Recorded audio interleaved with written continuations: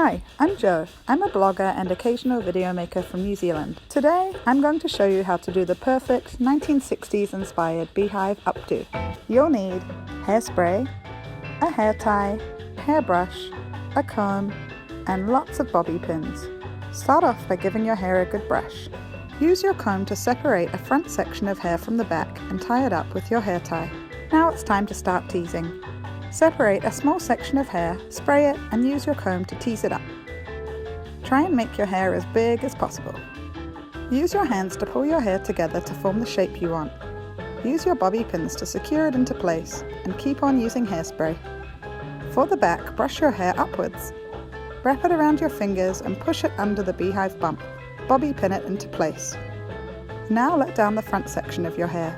Comb it out and use different sections to wrap over your beehive bump. Keep gently combing it to keep it looking smooth. Finish with lots and lots of hairspray. You can choose to keep your 60s beehive plain, or try adding a scarf or a pair of cat's eye glasses. Please remember, if you like this video, to give it a thumbs up and subscribe. Thanks for watching. I'll see you next time.